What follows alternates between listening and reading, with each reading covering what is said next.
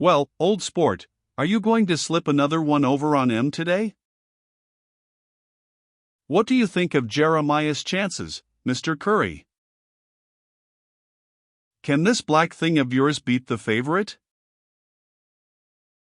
There's even money on Jeremiah for a place, shall I grab it? Old man Curry, standing at the entrance to a paddock stall, lent an unwilling ear to these queries. He was a firm believer in the truth, but more firmly he believed in the fitness of time and place. The whole truth, spoken incautiously in the paddock, has been known to affect closing odds, and it was the old man's habit to wager at post time, if at all. Those who pestered the owner of the Bible stable with questions about the fitness of Jeremiah and his chances to be first past the post went back to the betting ring with their enthusiasm for the black horse slightly abated. Old man Curry admitted, under persistent prodding, that if Jeremiah got off well, and nothing happened to him, and it was one of his good days, and he didn't get bumped on the turn, and the boy rode in just right, and he could stay in front of the favorite, he might win. Pressed further, a note of pessimism developed in the patriarch's conversation. He became the bearded embodiment of reasonable doubt. Curry's remarks, rapidly circulating in the betting ring, may have made it possible for Curry's betting commissioner, also rapidly circulating at the last minute, to unload a considerable bundle of Curry's money on Jeremiah at odds of 5 and 6 to 1. One paddock habitué, usually a keen seeker after information, might have received a hint worth money had he come after it. Old man Curry noted the absence of the bald-faced kid, and when the bugle sounded the call to the track he turned the bridle over to Shanghai, the Negro hostler, and ambled into the betting ring in search of his young friend. The betting ring was the kid's place of business if touting is classed as an occupation and not a misdemeanor, but old man Curry did not find him in the crowd. It was not until the horseman stepped out on the lawn that he spied the kid, his elbows on the top rail of the fence, his chin in his hands, and his back squarely turned to the betting ring. He did not even look around when the old man addressed him. "Well, Frank, I kind of expected you in the paddock." The kid was staring out across the track with the fixed gaze of one who sees nothing in particular. He grunted slightly, but did not speak. "Jeremiah, he's worth a bet today." Aha! This without interest or enthusiasm. "I saw some 5 to 1 on in just now." The kid swung about and glanced listlessly toward the betting ring. Then he looked at the horses on their way to the post. The old man read his thought. "You've got a couple of minutes yet," said he. "Meb more, there's some bad actors in that bunch, and they'll delay the start." The kid looked again at the betting ring, then he shook his head. "Ah, what's the use?" said he irritably. "What's the use?" Old man Curry's countenance took on a look of deep concern. "What ails you, son? Ain't you well?" "Well enough, I guess." "Why?" "Because I never see you pass up a mortal cinch before." The kid chuckled mirthlessly. "Old-timer," said he, "I'm up against a cinch of my own, but it's a cinch to lose." He returned to his survey of the open field, but old man Curry lingered. He stroked his beard meditatively. "Son," said he at length, "Solomon says that a brother is born for adversity. I don't know what a father is born for, but I reckon it's to give advice. Where you been the last week or 10 days?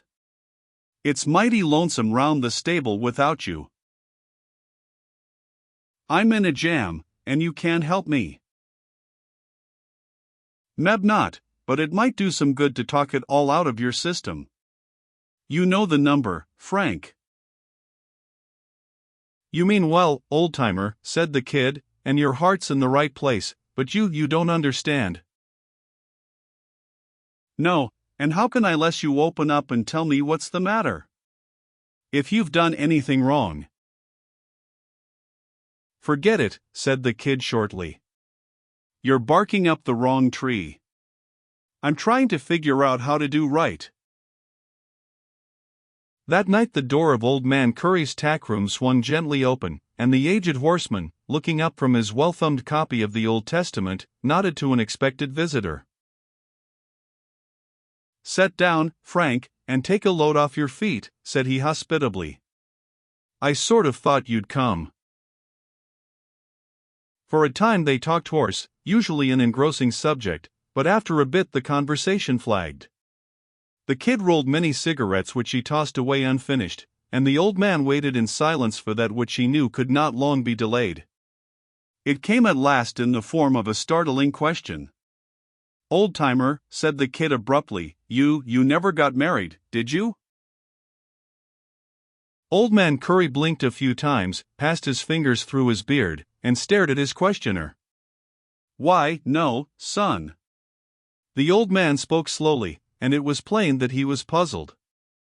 "Why, no, I never did." "Did you ever think of it, seriously, I mean?" Old Man Curry met this added impertinence without resentment, for the light was beginning to dawn on him. He drew out his packet of fine cut and studied its wrappings carefully. "I'm not kidding, old-timer. Did you ever think of it?"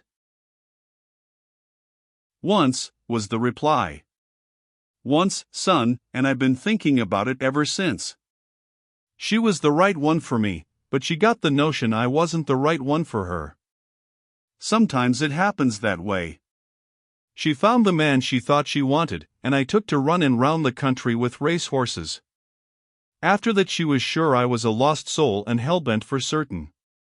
"This was a long time ago, before you was born, I reckon." After a silence, the kid asked another question. "Well, at that, the racetrack game is no game for a married man, is it?" "Well," answered the patriarch thoughtfully, "that's as how a man's wife looks at it. Some of 'em think it ain't no harm to gamble as long's you can win, but the average woman, Frank, she don't want the hosses runnin' for her bread and butter. You can't blame her for that, because a woman is dependent by nature. If the Lord had figured her to get out and hustle with the men, he'd have built her different, but he made her to be protected and sheltered like. A single man can hustle and bat round and go hungry if he wants to, but he ain't got no right to ask a woman to gamble her victuals on any proposition whatever."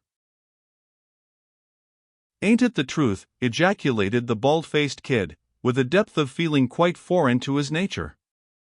"You surely spoke a mouthful then." Old Man Curry raised one eyebrow slightly and continued his discourse. "For a man even to figure on gettin' married, he ought to have something comin' and steady, something that bad hosses and worse men can't take away from him. He oughtn't to bet at all, but if he does it ought to be on a mortal cinch. There ain't many real cinches on a racetrack, Frank, not the kind that a married man be justified in bettin' the rent money on. Yes, sir, a man thinkin' 'bout gettin' married ought to have a job and stick to it. And that job oughtn't to be on a racetrack either," supplemented the kid, his eyes fixed on the cigarette which he was rolling. "But that ain't all I wanted to ask you about, old-timer. Suppose, now, a fellow had a girl that was too good for him, a girl that wouldn't wipe her feet on a gambler if she knew it, and was brought up to think that betting was wrong. And suppose now that this fellow wasn't even a gambler. Suppose he was a hustler, a tout, but he'd asked the girl to marry him without telling her what he was, and she'd said she would. What ought that fellow to do?" Old Man Curry took his time about answering, took also a large portion of fine cut and stowed it away in his cheek. "Well, son," said he gently, "it would depend a lot on which the fellow cared the most for, the racetrack or the girl." The kid flung the cigarette from him and looked up, meeting the old man's eyes for the first time.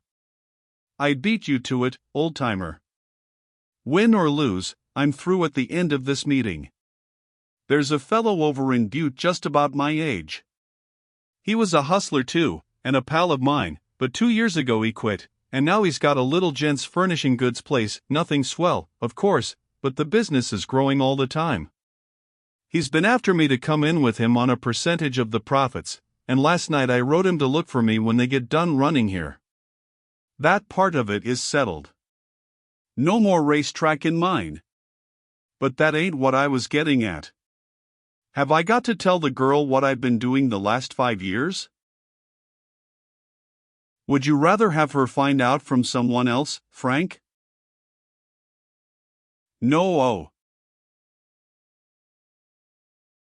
If you want to start clean, son, the best place to begin is with the girl.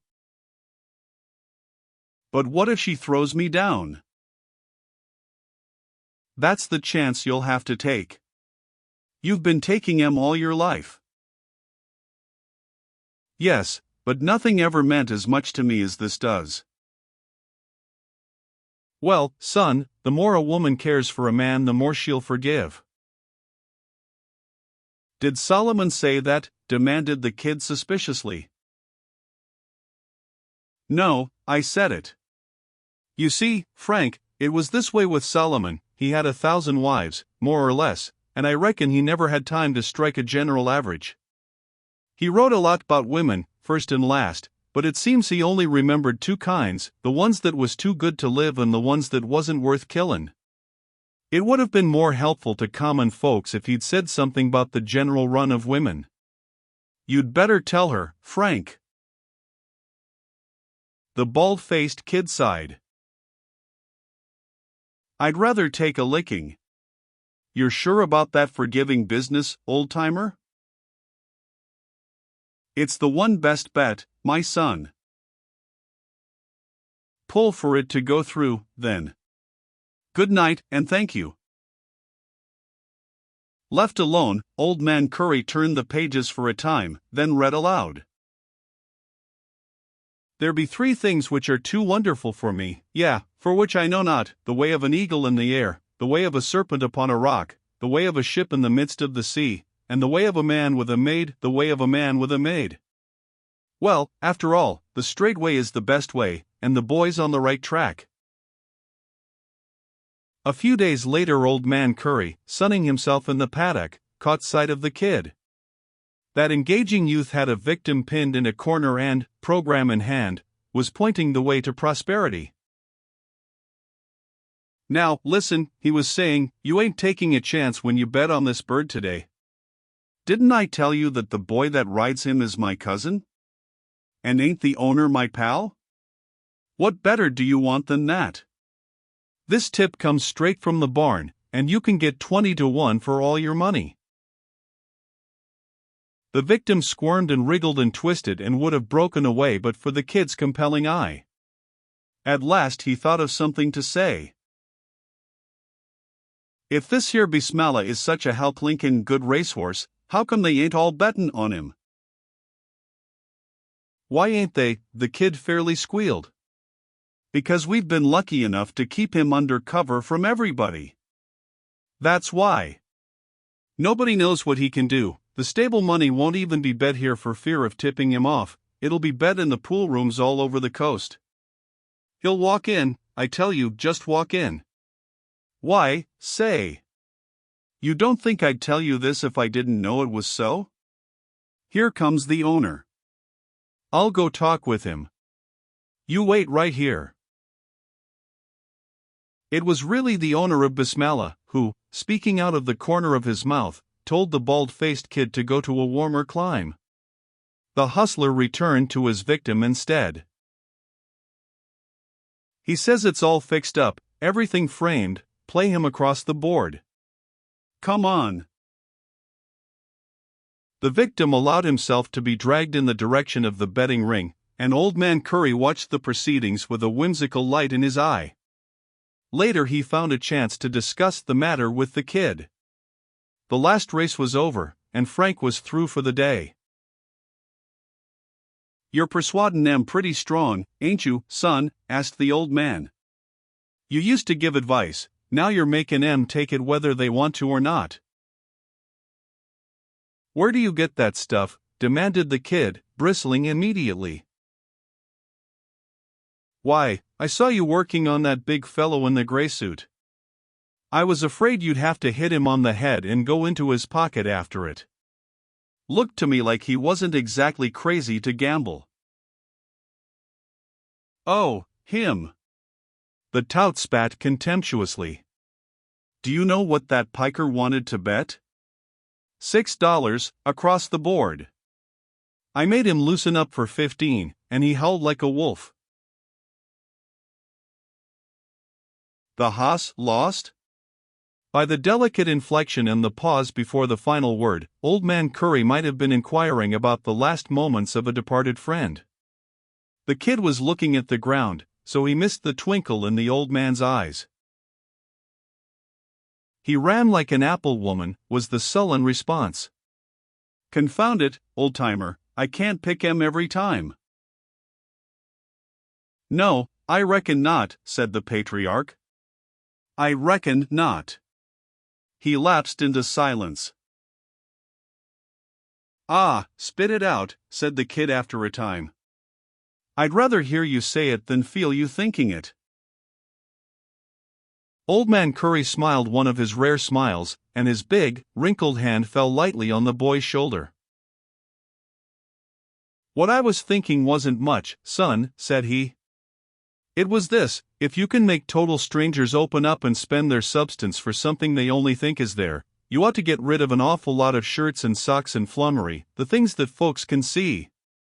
If you can sell stuff that ain't, you surely can sell stuff that is. I'm sick of the whole business. The words ripped out with a snarl. I used to like this game for the excitement in it, for the kick. I used to like to see 'em run. Now I don't give a damn, so long as I can get some coin together quick. And the more you need it, the harder it is to get. Today I had 4 suckers down on different horses in the same race, and a sleeper woke up on me. 4 bets down and not a bean. The twinkle had gone from the old man's eyes. 4 hosses in one race, eh? Do you need the money that bad, son? For answer the kid plunged his hand into his pocket and brought out a $5 gold piece and a small collection of silver coins which he spread upon his palm. There's the bankroll, said he, and don't tell me that Solomon pulled that line about a fool and his money. The old man calmly appraised the exhibit of precious metals before he spoke. How come you to be down so low, son? I was trying to win myself out a little stake, was the sulky answer, but they cleaned me. That's why I'm hustling so hard. It's a rotten game, but it owes me something, and I want to collect it before I quit. Ah, ha, said Old Man Curry, stroking his beard meditatively. Ah, ha. You haven't told her yet. No, but I'm going to. That's honest. I believe you, son, but did it ever strike you that Meb she wouldn't want you to make a fresh start on money that you got this way? Meb she wouldn't want to start with you. Dough is dough. The bald-faced kid stated this point in the manner of one forestalling all argument. At one time and another I've handled quite a lot of it that I got different ways, but I never yet had any trouble passing it off on folks, and they didn't hold their noses when they took it either. Anything that'll spend is good money, and don't you forget it. But this girl, now Meb she won't think so. What she don't know won't hurt her. Son, what a woman don't know she guesses and feels, and she may have the same sort of a feelin' that I've got, that some kinds of money never bring anybody luck. A while ago you said this game was rotten, and yet you're tryin' to cash in your stack and pick up all the sleepers before you quit. Seems to me I'd want to start clean. Dough is dough, I tell you, repeated the kid stubbornly. He turned and shook his fist at the distant betting ring where the cashiers were paying off the last of the winning tickets. Look out for me, all of you sharks, said the boy. From now till the end of the meeting it's packing house rules, and everything goes. A wise son heareth his father's instruction, quoted Old Man Curry. I hear you, old-timer, said the kid, but I don't get you. Next thing I suppose you'll pull Solomon on me and tell me what he says about tainted money. I can do that too. Let's see, how does it go? Oh, yes.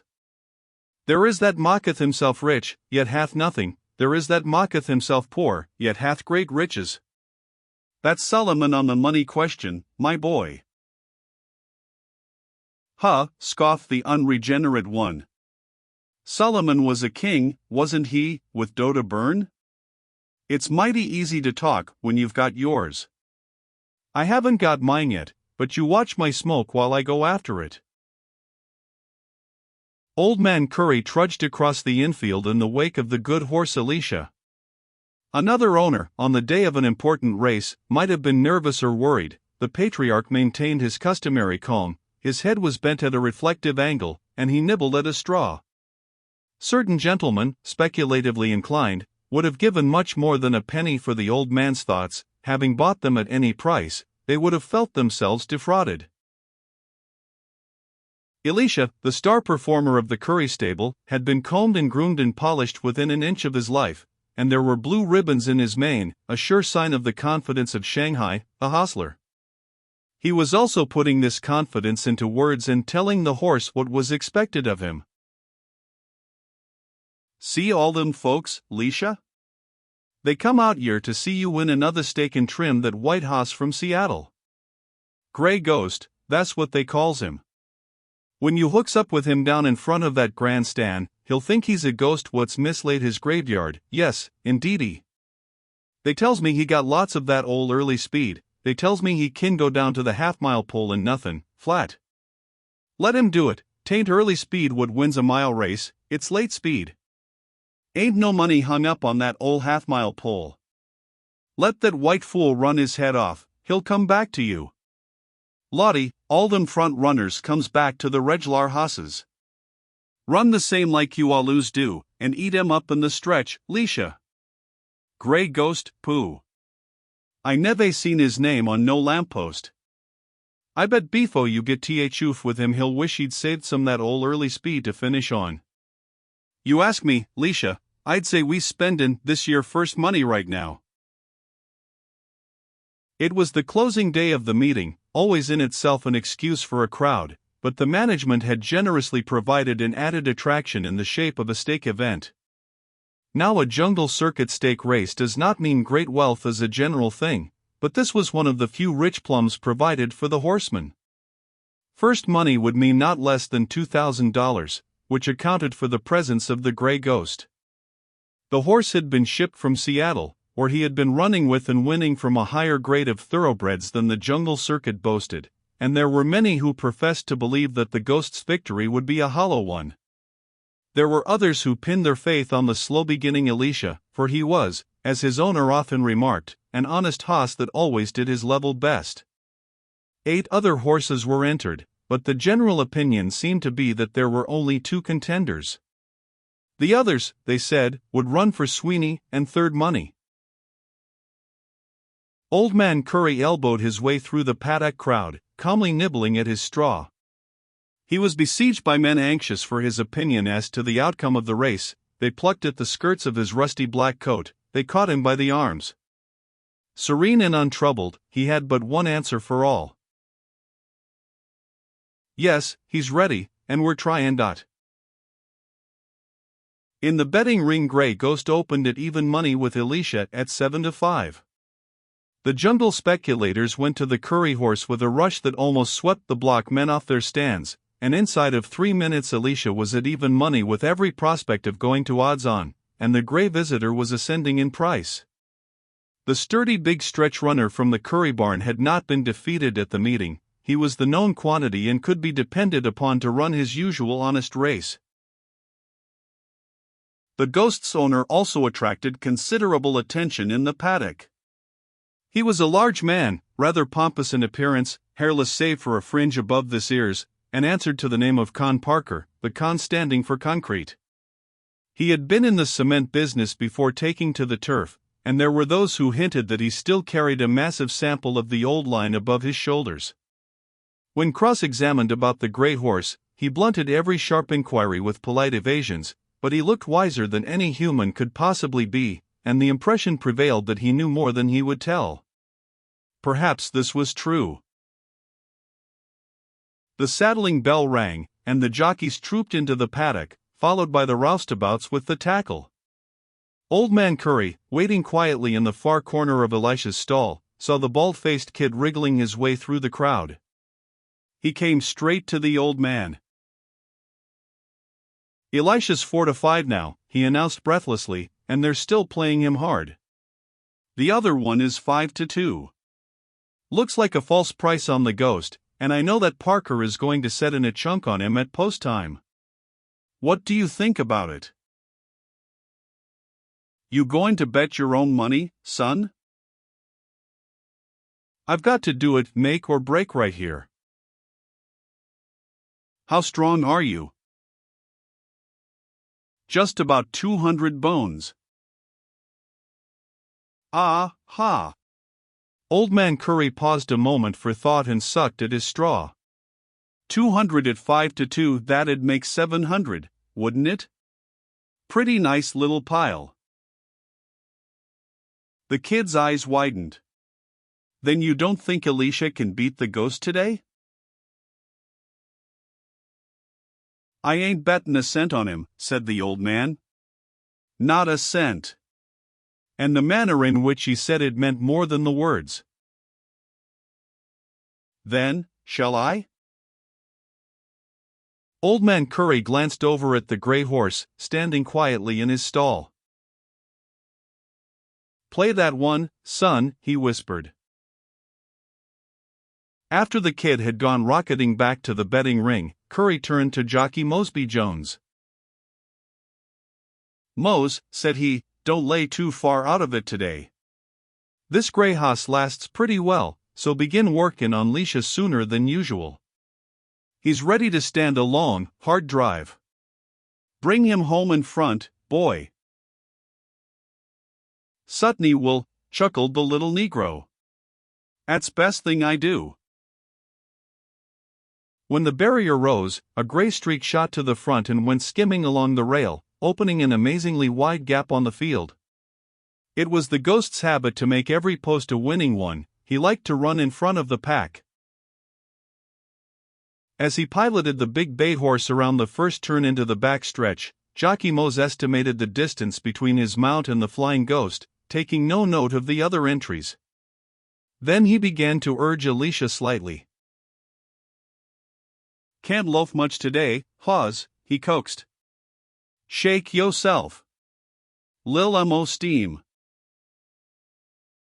The men who had played the Curry horse to odds on and thought they knew his running habits were surprised to see him steadily moving up on the back stretch. It was customary for Elisha to begin to run at the half-mile pole, usually from a tail-end position, but today he was mowing down the outsiders even before he reached that point, and on the upper turn he went thundering into second place, with the Ghost only 5 lengths away. The imported jockey on Parker's horse cast one glance behind him, and at the head of the stretch he sat down hard in his saddle and began hand-riding with all his might. Close in the rear rose a shrill whoop of triumph. "No white Hazive was game, Lisha. Sick him, you big red rascal, sick him. Make him dog it." But the Ghost was game to the last ounce. More than that, he had something left for the final quarter, though his rider had not expected to draw upon that reserve so soon. The Ghost spurted, for a time maintaining his advantage. Then, annihilating incredible distances with his long, awkward strides and gathering increased momentum with every one, Elisha drew alongside. Again the Ghost was called on and responded, but the best he had left and all he had left was barely sufficient to enable him to hold his own. Opposite the paddock enclosure, with the grandstand looming ahead, the horses were running nose and nose. 10 yards more and the imported jockey drew his whip. Mosby Jones cackled aloud. "You ain't stuck on is yer white sellin' plater, is you, Lisha? What you hangin' round him for, then? Bid him good night and goodbye." He drove the blunt spurs into Elisha's sides, and the big bay horse leaped out and away in a whirlwind finish that left the staggering ghost 5 lengths behind and incidentally lowered the track record for 1 mile. It was a very popular victory, as was attested by the leaping, howling dervishes in the grandstand and on the lawn, but there were some who took no part in the demonstration. Some, like Con Parker, were hit hard. There was one who was hit hardest of all, a youth of pleasing appearance who drew several pasteboards from his pocket and scowled at them for a moment before he ripped them to bits and hurled the fragments into the air. Cleaned out. Busted, ejaculated the bald-faced kid bitterly. The old scoundrel double-crossed me. The last race of the meeting was over when Old Man Curry emerged from the track office of the Rating Association. The grandstand was empty, and the exits were jammed with a hurrying crowd. The betting ring still held its quota, and the cashiers were paying off the lines with all possible speed. As they slapped the winning tickets upon the spindles, they exchanged pleasantries with the fortunate holders. "Just keep this till we come back again next season," said they. "We're lending it to you, that's all." Old Man Curry made one brisk circle of the ring, examining every line of ticket holders, then he walked out on the lawn. The bald-faced kid was sitting on the steps of the grandstand smoking a cigarette. Curry went over to him. "Well, Frank," said he cheerfully, "how did you come out on the day?" The boy stared up at him for a moment before he spoke. "You ought to know," said he slowly. "You told me to bet on that gray horse, and then you went out and beat him to death." "Ah, ha," said the old man. "I was crazy for a minute," said the kid. "I thought you'd double-crossed me. I've cooled out since then. Now I'm only sorry that you didn't know more about what your own horse could do. That tip made a tramp out of me, old-timer." "Exactly what I hoped it would do, son," and Old Man Curry fairly beamed. "What's that?" The cigarette fell from the kid's fingers, and his lower jaw sagged. "You thought Elisha could win, and you went and touted me onto the other one?" Old Man Curry nodded, smiling. As the boy watched him, his expression changed to one of deep disgust. He dipped into his vest pocket and produced his silver stopwatch. "Here's something you overlooked," he sneered. "Take it, and I'll be cleaned right." Old Man Curry sat down beside him, but the kid edged away. "I wouldn't have thought it of you, old-timer," said he.